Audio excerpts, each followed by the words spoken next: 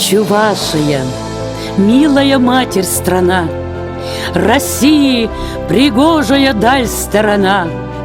И мы, что имеем, умеем, свершаем, всем сердцем, душою тебе посвящаем.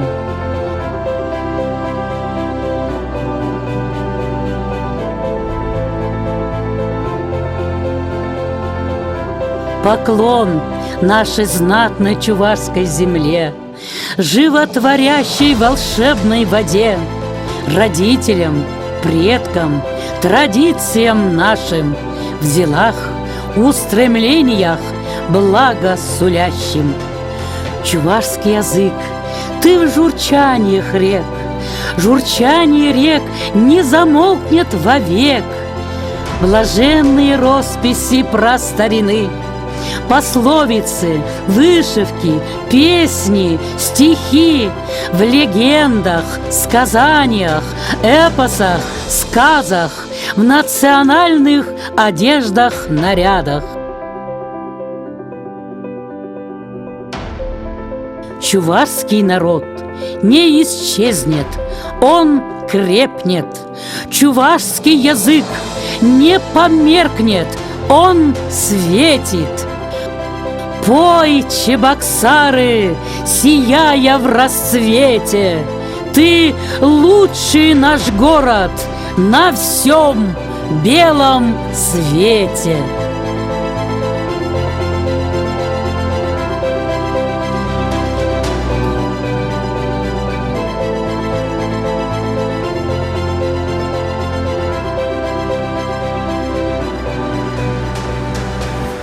Güzeple tussem, hakla хназем, пирен баян, Что за праздник отмечается сегодня? Ну, вроде 100 лет назад была образована Чувашская республика. Ну а зачем она нужна? Чем мы, к примеру, от Нижнего Новгорода или Казани отличаемся? Все же вроде по-русски говорим, только в городе надпись на чувашском языке есть. А раньше не так было. Чуваши бедно жили. Заводов почти не было. По-русски плохо говорили. После гражданской войны многие народы получили республики. А Ленин также не обидел родных чувашей. Свою республику дал. Так сейчас же все хорошо, все на русском говорят. Смысл этой автономии?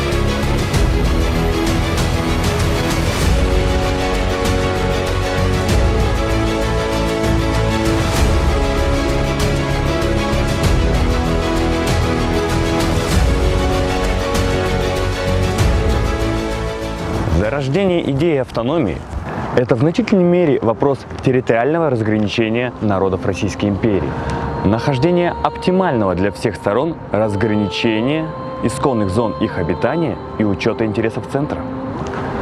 В досоветскую эпоху как таковой административной единицы под названием Чувашия не было, как, впрочем, не было и Татарстана, и Мариэл.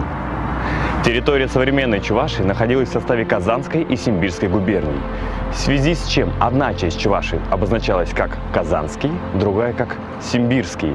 Именно эти два смежных массива и составили основное ядро чувашского народа. Обычно специалисты выделяют две формы автономии. Одна форма – это национально-культурная автономия, НКА, и другая форма – это национально-административная, национально-территориальная автономия. Или даже, если круче, национально-государственная автономия. Вот то, что сегодня мы имеем в лице Чувашской республики, Татарстана, там, Марийской республики, Мордовии и так далее. Орган управления, система управления в республиках автономных, современных, ничем не отличается от системы управления областей и краев нашей страны. Что такое национально-культурная автономия? Это автономия без территории. Часто спрашивают, а нужно ли было вообще создавать автономии? Есть ли нужда? Потому что все уже чуваши, если возьмем чуваши, говорят на русском языке. Вот. Ну, некоторым кажется, что даже это лишняя проблема, какой-то, значит, путы, это заниматься национальной культурой, национальным языком. Почему-то многие сводят весь разговор к языку. Речь идет не только о языке. Язык, да, главное, важное условие. Вот я повторяю, значит, это еще культура, это самосознание, это психология. После февральской революции 1917 года встал вопрос о форме и принципах построения новой государственности. Принятая Временным правительством 2 марта 1917 года Декларация народам России, провозгласив право народов на национальное определение, создала предпосылки для практической реализации принципа свободного самоопределения наций и народностей.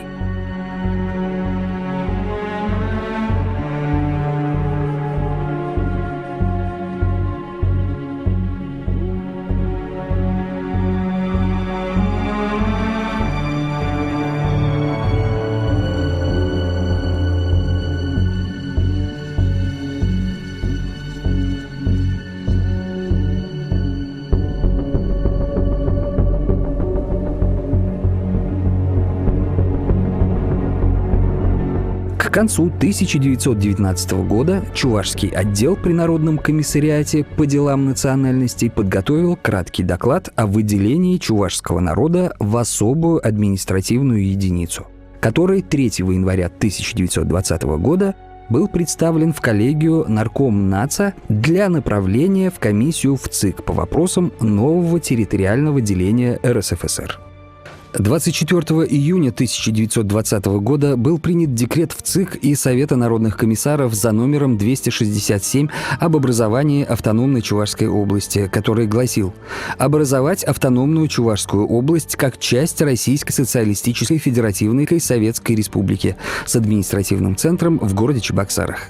По правовому статусу Чувашская автономная область была начальной ступенью национальной государственности. Часто задается такой вопрос, почему Чувашия стала республикой только в 1925 году? То есть позднее, чем другие наши соседние регионы, Татарстан, Башкирская республика. Почему в 2020 году не смогла стать республикой? Ну, на это существует, конечно, объективная причина.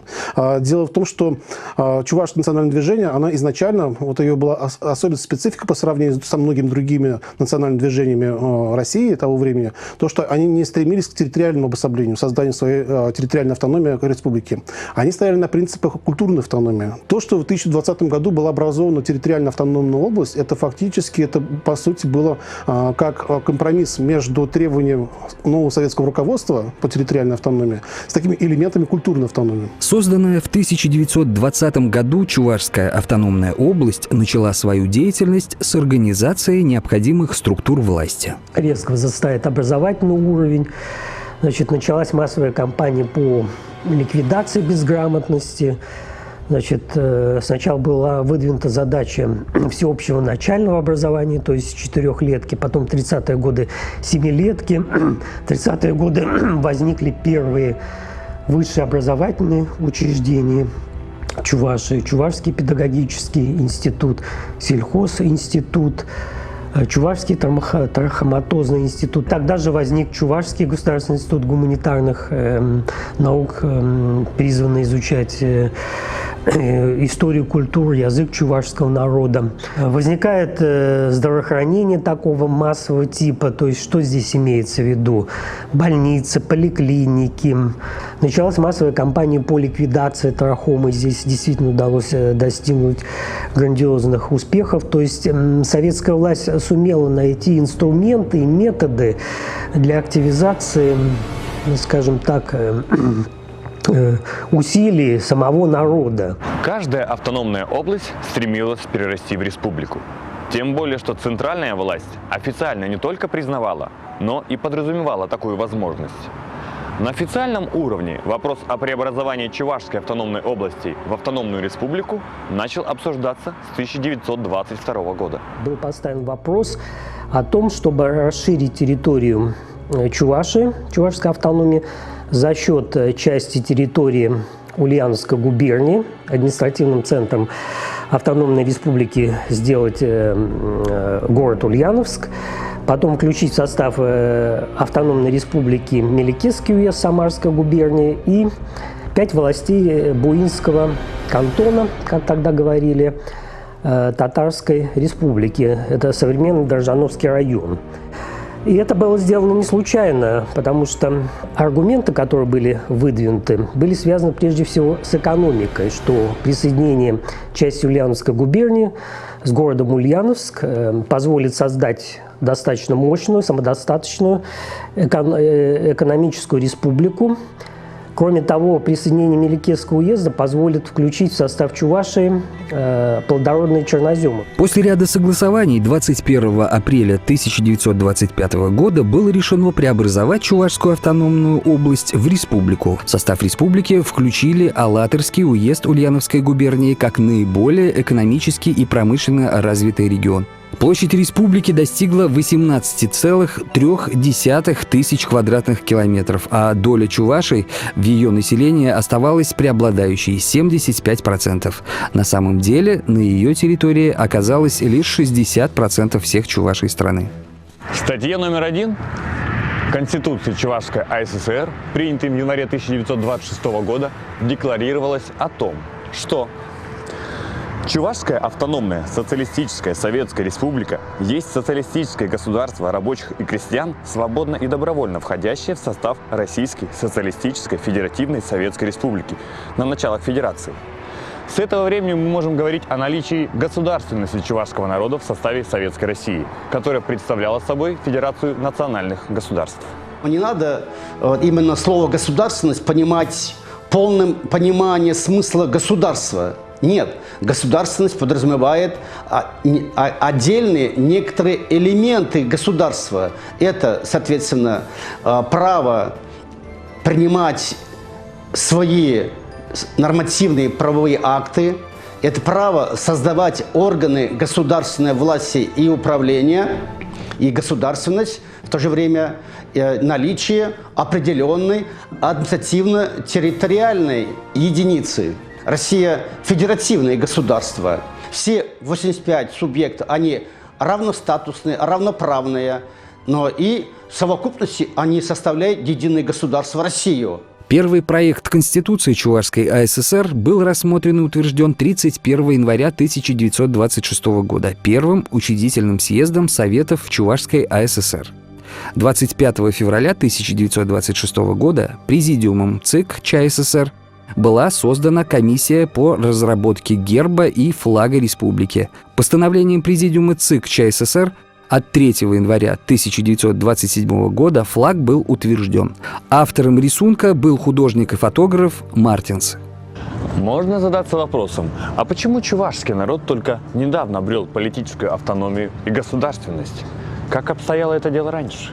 Большинство населения России составляет русский народ. Тем не менее, и небольшие народы, как и чувашский народ, чувашский этнос, так и марийские соседи наши, мордовские, удмуртские и другие народы, значит, имели свою историю государственности. Многие авторы начинают уже там с Центральной Азии, с хуннов, гуннов. Ну, все верно, конечно, это Гунская империя была. Но потом образовалось Хазарское царство или Хазарский гаганат. Там случались восстания, войны внутренние, такие, значит, свои пертурбации политические. Несколько было таких переселений на территории Средней Волги, Средней Поволжья. То есть на территории современного Татарстана, Чувашии, на территории современной, значит, Самарской области. Вот, переселялись. Самые первые болгарские переселенцы появились на территории современного, значит, Среднего Поволжья еще с конца 7-го, в основном 8-9 веках. И вот здесь тюркоязычные болгары обосновались и создали свое государство. Но считается, что государство у нас возникло в конце 9-го, начале 10 века. После принятия исламской религии часть во главе с князем Вырогом отказалась, значит, принять эту религию, отошли на другую территорию и, в принципе, как бы сохранили свою древнюю религию. Вот Волжская Болгария, она просуществовала до 1236 года, до нападения татаро-монгол на Волжскую Болгарию. Погибла Волжская Болгария. На месте Волжской Болгарии возник болгарский улус Золотой Орды. Это огромная империя была создана, Золотая Орда. И на территории этой Золотой Орды в отдельных регионах правили отдельные ханы, значит, дети Батыя, потом последующих других ханов. Где-то вот между 1438 и 1445 годами возникает Казанское ханство. Это самостоятельное государство, настоящее ханство. В это время повсеместно на развалинах Золотой Орды. А почему возникает? Потому что Золотая Орда разваливается. В 1552 году Казанское ханство пало. Значит, оно было покорено царским правительством во главе Иваном Грозным. За год до этого, в 1551 году, вот эта горная сторона, то есть чувашская сторона, правый берег Волги, где жили в основном чуваши, принимает, значит, предложение русских послов перейти под подданство русского государства. После падения Казанского ханства все эти земли, бывшие болгарские земли, волжско-болгарские земли, стали основой для Казанской губернии, уже в составе Российской империи. Вот Казанская губерния включала земли не только Татарстана современного, и 70 с лишним процентов и земель чувашских. Другая часть, 20%, условно так, я сейчас просто говорю, входила в состав Симбирской губернии. Вот так продолжалась своеобразная эстафета государственности определенной.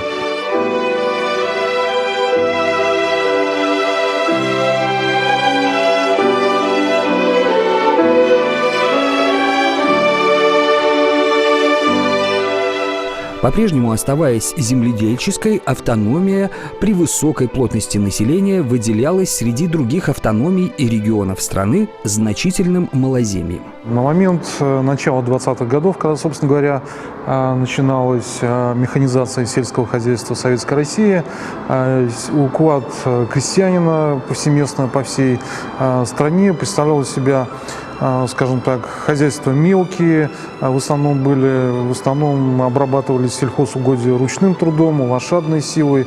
Таких орудий, как сеялка, либо широкозахватные плуги, де-факто их не имелось. И, конечно, даже если бы имелись, для того, чтобы приводить в действие такие устройства, нужны были лошадиные силы. К 1925 году в Советской России ощущается дефицит порядка 4,5 миллиона лошадиных сил. Это эквивалент 220 тысяч тракторов марки «Фордзонов», 20 лошадиных сил. Вот современные орудия труда, современные плуги, современные сеялки, их уже одним конем сдвинуть невозможно было с места. И тут уже не то, что конь нужен был как живой организм, а нужен был железный конь, трактор. И вот с этой целью в стране развивается индустриализация, строительство заводов конвейерного типа по производству тракторов и их бесплатное распространение, как бы сказать, выдача через сеть МТС, поступление в сельское хозяйство. На 1920-е годы приходятся наиболее высокие темпы роста промышленного производства в России во всем 20-м столетии. На территориях Чувашской республики не имелось значительных естественных богатств. которые могли бы послужить базой для развития промышленного производства, что и сказалось на развитии республики в 20-е и 30-е годы. Основу промышленности Чувашии, если брать первый период советской власти, составляла деревоотделочная промышленность. И в начале 20-х годов в Чувашии насчитывалось 33 предприятия, на 80% это были предприятия, связанные с переработкой дерева, лесная промышленность. И наиболее такое крупное предприятие, не связанное с этим направлением, это был Ядринский маслодельный завод. Поэтому необходимо было промышленно-индустриальное развитие Чувашии. Причем главная проблема, которая возникла в решении этой задачи, состояла в том, чтобы извлечь инвестиции, это получить необходимые инвестиции для того, чтобы начать промышленное строительство. И вот в такой ситуации сталинское руководство пришло к выводу, что наиболее разумным, оптимальным, вернее, выходом из этой ситуации являются ресурсы, получаемые из деревни. За счет того, что крестьянство вынуждено будет продавать сельхозпродукцию по низким ценам, государство получаемые продовольственные ресурсы экспортирует за валюту. И, соответственно, за счет этой разницы получаемые ресурсы будут направлены на промышленное строительство. Благодаря коллективизации государство получило гигантские средства для индустриализации. Действительно, 30-е годы – это резкий взлет промышленного развития Чувашии. Значит, промышленный потенциал автономии увеличился с 13,6% в конце 20-х годов до 60%. Форсированная, а зачастую насильственная экономическая и социальная модернизация Чувашии неумолимо ломала прежнюю крестьянскую общину, а вместе с ней и сложившийся веками специфический этнокультурный мир Чувашии, который в чувашском народе называется Чевашлах. 75% чувашских крестьян имели надел меньше 3 десятин земли, а по общероссийским критериям это означало бедное крестьянство. Кулаками у нас причисляли тех, которые и нанимали сезонную рабочую силу на время своих же односельчан, которые имели какие-то крупорушки, скажем, мельницы. И поэтому с этой точки зрения раскулачивание было даже больше не экономической мерой, а мерой принуждения и мерой, прежде всего, давления на крестьян, чтобы заставить их вступить в колхозы. И в этом отношении власти Чуваши оказались очень ретивые. Уже в ближайшие несколько месяцев, буквально где-то к маю 30-го года, раскулачиванию подверглось 5000 крестьянских хозяйств. Это 3% сельских хозяйств Чувашии. После того, как в Москве поняли, что слишком ретивые методы они привели к массовым выступлениям по всей стране, в том числе и в Чувашии имели место выступления крестьян, массовые жалобы были в документах архивных сохранились, массовые обращения крестьян к Сталину, Калинину, в которые они жаловались на насилие. Была создана так называемая комиссия Уралова, которая занялась присмотром дел, касающихся раскулачивания. В результате из 5600 крестьянских хозяйств 2500 были восстановлены в правах, но при этом имущество им возвращено не было. Вторая волна коллективизации пришлась на начало 1931 года, она имела уже свои особенности. Там уже раскулачивание происходило в виде выселения за пределы Чувашии, хотя установка центра касалась выселения 800 хозяйств, но и здесь местные власти проявили ретивость. Значит, республиканские власти дали установку районным властям Чувашии, чтобы выселили 1400 хозяйств. И этот процесс выселения он продолжался вплоть до 1933 года, и где-то с 1933 года уже он несколько приостановился. Считается по статистике, где-то 0,8% крестьянских хозяйств выселили за пределы Чувашии. В конце 30-х годов путем неимоверных усилий Советская Россия значительно выросла в экономическом и политическом плане. Партийным руководством страны был взят лозунг, что по мере укрепления социализма в Советском Союзе будет расти сопротивление ее врагов как извне, так и внутри страны. Что означало поиск врагов народа среди своих же граждан? По всему Советскому Союзу прокатилась волна репрессий. Она болезненно ударила по всем регионам, по всем народам. И, конечно, не менее болезненно она отразилась и на судьбе чувашского народа. Шло тотальное уничтожение всего того, что не укладывалось уже в советскую большевистскую систему. Это, конечно, и картины. Большой урон, конечно, то, что мы потеряли наши чувашские кинокартины. Было у нас 6 фильмов художественных, это масштабных, которые были прокат за границей и в Америке, пользовались популярностью. Но из-за того, что сейчас уже они не совсем укладываются в такую коммунистическую систему, они стали подвергаться гонениям. Ну и, как у нас часто бывает, их просто сами уничтожили. В плане науки репрессия в чем заключалась? То, что если в 20-х годах шла попытка осознания вообще истории чувашского народа, как оно развивалось, как оно создавало свою автономию, достаточно много было подробно, хорошо это написано, то теперь уже все это начало уже полностью вытираться полностью. Да? Сохранялось только то, что, еще раз говорю, то, что укладывается в советские рамки, как прокрустово ложе. То есть вот это укладывается, это оставляем, а вот это нет, мы просто отрезаем все. Середина 20 века для Чувашии было временем испытаний. Раскулачивание, форсированная индустриализация и репрессии ломали традиционный этнический уклад. Необходимость общей победы над германским фашизмом обескровила всю страну, в том числе и Чувашию. Из 208 тысяч призванных на Великую Отечественную войну домой не вернулось почти половина из них. Всего за время войны из Чувашии на фронт ушло 208 229 человек. Среди них были те, кто уходил на фронт добровольно. Только в течение первых 2 недель войны в военкомат республики поступило около 5000 заявлений, 1300 из них были от женщин. Война не обошла стороной ни один населенный пункт республики. Она принесла тяжелую боль утраты в каждую вторую семью. Число потерь составляет 106 470 человек. 54 тысячи фронтовиков отмечены боевыми орденами и медалями. 78 воинов Чувашии удостоены звания Герой Советского Союза. 13 воинов Чувашии – полные кавалеры Ордена Славы. Уже с конца июня 1941 года страна начала перестраиваться на военный лад. Коренной перестройке подверглась работа Козловского домостроительного завода и Шумерлинского деревообрабатывающего комбината, освоивших производство материальной части для самолетов.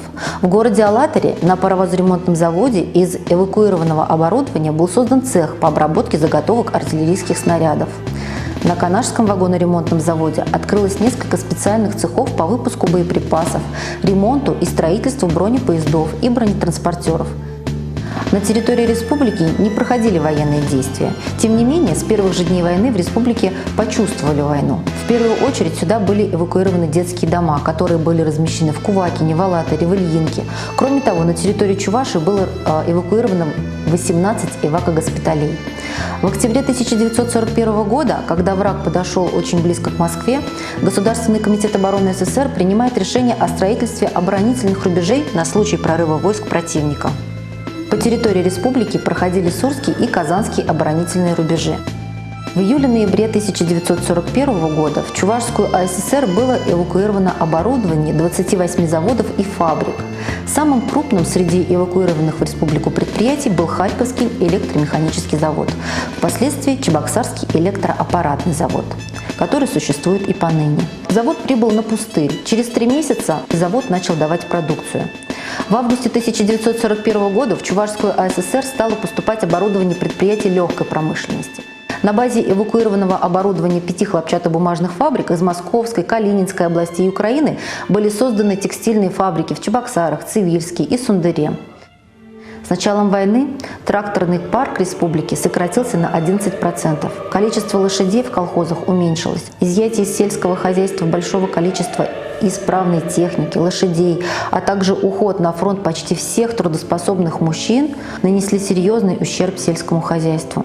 На полях оставались трудиться женщины, старики и дети. Им приходилось выполнять очень тяжелую, практически мужскую работу. И несмотря на это, в течение всей войны, по сравнению с довоенным периодом, колхозы Чувашской ССР значительно увеличили поставку мяса, зерна, другой сельскохозяйственной продукции. Высоко оценен труд тех, кто трудился в тылу. Более 400 передовиков промышленности, транспорта и сельского хозяйства Чувашской республики были удостоены орденов и медалей Советского Союза. Более 120 тысяч человек награждены медалью за доблестный труд в Великой Отечественной войне. Эвакуация промышленных предприятий в Чувашию сыграла огромную народно-хозяйственную роль в послевоенные годы. За счет эвакуированных предприятий возрос ее экономический потенциал. Уже во второй половине 40-х годов объем валовой продукции крупной промышленности по сравнению с довоенным в Чувашской АССР возрос более чем в 1,5 раза. Героизм и самоотверженность чувашского народа неоднократно были отмечены на высшем общегосударственном уровне. Однако во второй половине 50-х годов начинает укрепляться нигилистическое отношение, что чувашская нация способна ждать что-то свое и оригинальное. Можно сказать, что середина 20 века для чувашской исторической науки это было временным испытанием. Все специфическое, уникальное, своеобразное стиралось, подвергалось сомнению, критике, да просто убиралось. Оставляли только универсальные, с общечеловеческих таких позиций, с точки зрения марксизма. Все, что не укладывалось, их просто делал, что это не существует. Таким ярким примером нигилизма наших же историков, местных чувашских историков, к своим же историческим деятелям, достижениям, наверное, вот я считаю, вот эта книга Якова Павлова, которая была издана в 1957 году, называлась «Великая Октябрьская социалистическая революция и решение национальных вопросов в Чувашии» в 17-25 годах, где достаточно очень много текста, очень много что описано, но что интересно, здесь упоминаются только фамилии Маркса, Энгельса, Ленина, это Каменева, Зиновьева, то есть общекоммунистических деятелей. Вы здесь не найдете ни одной фамилии чувашского деятеля тех времен. На Красную площадь ведут звездные трассы. Москва стала для народов мира символом коммунизма и космоса.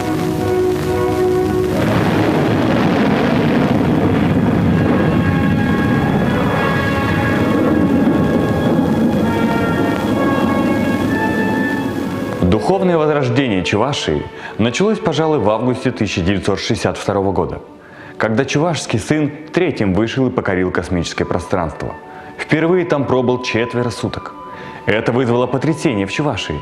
Неужели сын чувашского народа может быть впереди планеты всей? 57 лет назад, когда стартовал наш земляк, парень из простой крестьянской семьи, и вот тут пошел поток туристов в Шоршелы, откуда только не приезжали.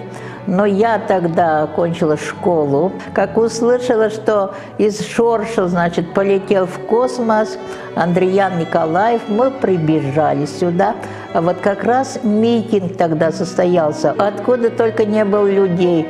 Переплыли через Севиль, это из Чебоксарского района, прибежали, а машин же тогда было совсем мало. И на митинге тогда решили колхоз назвать именем Андриана Николаева, школу Шоршельскую назвали тоже именем Андриана Николаева, а еще улицу, которая называлась раньше Церковной. Вот и когда он приехал-то сюда, меня не было, но я тогда поступила в институт педагогический. А занятия отменили, или мы сами ушли, я не помню. Как он проезжал по улице Карла Маркса, значит, когда проезжал, там же митинг был на площади Ленина, но тогда еще мы вышли, увидели его издалека. А когда провожали, мы тоже вышли. Я чуть даже под машину не упала. Столько народу было, толкают, и тут и милиция не может остановить. Очень много было народу. В 60-х годах в Чувашии, как и по всей стране, развернулось бурное строительство промышленных предприятий. Развивались сельское хозяйство, наука, техника, культура и общеобразовательный уровень населения. Быстро росло количество городского населения. Все эти факторы обусловили улучшение экономического положения республики. И уже к 60-м годам Чувашия из аграрно-индустриальной стала индустриально-аграрной республикой. Сельское хозяйство все более обретает животноводческую специализацию. В 1960 году началось строительство Чебоксарского химического комбината. который находился на 15 километров ниже по течению от города Чебоксара. Строительство химкомбината объявлено всесоюзной ударной комсомольской стройкой. Со строительством завода стали возводиться первые дома нового города. 7 сентября 1965 года на основании указа Президиума Верховного Совета РСФСР Новочебоксарск получил статус города. К 1970 году было построено и введено в действие 26 крупных промышленных предприятий.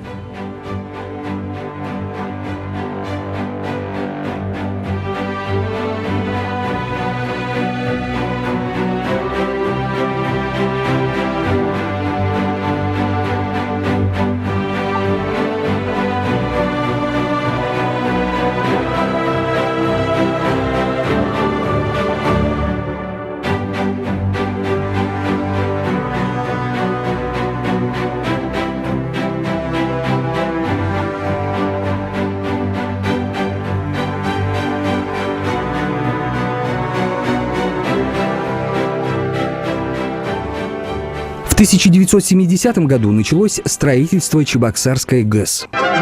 Чебоксарская ГЭС увенчает Волжский энергокаскад. В 1972 Чебоксарского завода промышленных тракторов. В январе 1972 года на площадке Чебоксарского тракторного был вынут первый кубометр земли.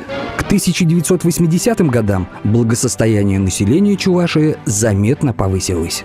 В республике действовало 787 общеобразовательных школ, 26 профессионально-технических учебных заведений, 24 среднеспециальных учебных заведений. Созданный 1 сентября 1967 года Чувашский государственный университет становится крупнейшим высшим учебным заведением республики. В 80-х годах 20-го столетия начинается новый подъем чувашской культуры в общероссийском и мировом пространстве. Звучат такие имена, как поэта Геннадия Айги, художника Проскиви Ти, этнопедагога Геннадия Волкова, историка Василия Дмитриева и других. В годы перестройки российского государства, в 90-е, все четче звучит голос консолидированного народа. В 1992 году создается Чувашский национальный конгресс, миссия которого – консолидация чувашской нации по всей стране, вне зависимости от места проживания. Началось, примерно, с середины 80-х годов. Гласность, перестройка, ускорение, там все эти лозунги того времени. И гласность действительно была какая-то свобода слова. Создавались фольклорные ансамбли, различные там кружки по изучению чувашского языка и так далее. Но надо было как-то вот объединить все эти усилия. Нужен был какой-то такой, ну, как бы сказать, условно говоря, координирующий такой какой-то орган, который бы объединял всех вот этих людей. Вот тогда возникла идея этого Чувашского национального конгресса. Он прошел 8-9 октября 1992 года. Было где-то около 1000 там делегатов. И была задача такая, как бы создать какое-то единое, такое культурное, ну, отчасти языковое пространство вот между этими чувашами, которые живут в самых разных уголках нашей страны. Ну, эти связи, в общем-то, Конгресс установил, и сейчас они как бы существуют. 90-е годы в истории Чувашии стали временем кардинальных изменений, как в правовом положении республики, так и в системе органов государственной власти. За короткий промежуток времени Чувашия преодолела путь от советской автономии к президентской республике. В декабре 1993 года состоялись президентские выборы в Чувашии. Президентом Чувашской республики стал Николай Федоров, а вице-президентом – Энвер Абликимов. На самом деле, 90-е годы был очень сложный процесс формирования органов государственной власти Российской Федерации, ну и, конечно, у нас в Чувашской Республике. И это формирование происходило, конечно, на основе тех органов исполнительной, законодательной власти, которые существовали в Чувашии. Сформировался кабинет министров с учетом новых задач, которые были в стране, в обществе, потому что наступили времена рыночной экономики. Здесь появились новые функции, новые полномочия, в том числе по государствлению имущества, по вопросам антимонопольного законодательства. Второй уровень – это, конечно, формирование органов местного самоуправления. Местное самоуправление, как тогда называлось, оно совершенно отличалось от того, что предстояло сформировать. Еще один блок вопросов – это, конечно, разделение полномочий между Российской Федерацией и Чувашской Республикой. Здесь было очень много подводных камней, очень много непонятного. Были подписаны соглашения между правительством Российской Федерации и Чувашской Республики по отдельным вопросам развития республики, социально-экономическому развитию. Экономика Чувашской Республики, как и большинства регионов России, в 90-х годах характеризовалась спадом промышленного и сельскохозяйственного производства, остановкой многих предприятий, высоким уровнем инфляции, снижением уровня жизни населения. В этих условиях деятельность руководства России и Чувашии была сконцентрирована на стабилизации экономического положения республики. Говоря об этой странице, я сегодня хотел бы сказать, это тяжелое время было, тяжелое время. И слава Богу, я должен сказать, и Владимир Владимирович Путин взял в свои руки решение сложнейших социально-экономических проблем. Слава Богу, наступил такой этап созидательный, очень тяжелый, очень путь тернистый, трудный, но тем не менее он сделал все возможное и невозможное для того, чтобы страну поднять из этой сложнейшей ситуации. Я горжусь тем, что в настоящее время наша Россия превратилась в мировую державу. Это было нелегко, это очень сложно, очень трудно, очень много плюсов, но в то же время и очень много и минусов. Но наша республика, Республика Чувашская, она трудолюбивая, она во всем может добиваться успеха, потому что 132 национальности, которые проживают в Чувашской республике, они живут дружно, мирно, помогают друг другу. И трудное время, и прежде всего трудное время познаются люди. В беде ты начинаешь понимать силу дружбы, силу единства. Вот эта сила чувствовалась, и наша республика, даже несмотря на то, что у нас нет природных богатств, нефти, газа нет, даже в этих условиях, своим трудолюбием, своим умением дружить, умением любить, ценить других, вышла из этой сложнейшей ситуации. Нужно отметить, что с начала 2000-х годов республика начинает стабильно развиваться. Строятся дороги, в республике делается большой упор на социальную поддержку населения. Начиная с середины 2000-х годов в Чувашии ведется активное строительство современных физкультурно-спортивных комплексов, медицинских учреждений.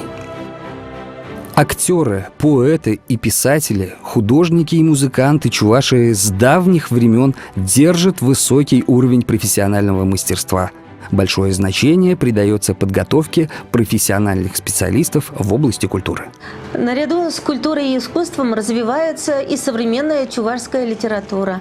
На сегодняшний день у нас в Чувашской республике 8 народных поэтов и писателей. Особенно радует, что в чувашскую литературу постепенно приходит молодежь, молодые авторы. И Союз профессиональных писателей со своей стороны старается помочь им развивать свое творчество, старается помочь издавать их литературные творения в чувашском книжном издательстве. Сегодня Чувашская республика представляет собой регион России, в составе которого 5 городов республиканского значения, 4 города районного значения, 21 район, 284 сельских поселения, 1720 сельских населенных пунктов. Административным центром Чувашской республики является город Чебоксары. Чувашия – это регион с самобытной историей и культурой, которая должна сохранять свое наследие, и для этого у нее имеется значительный интеллектуальный, социальный и технологический потенциалы, чтобы быть успешной в 21 веке. Что было, то уже было. Сегодня Чувашия – это развитый, с большим потенциалом субъект Российской Федерации. И мы должны помнить нашу историю, не повторять прежние ошибки и гордиться достижениями наших предков. После ускоренной модернизации нам необходимо восстановить утраченные этнокультурные элементы как национальное, российское и мировое достояние.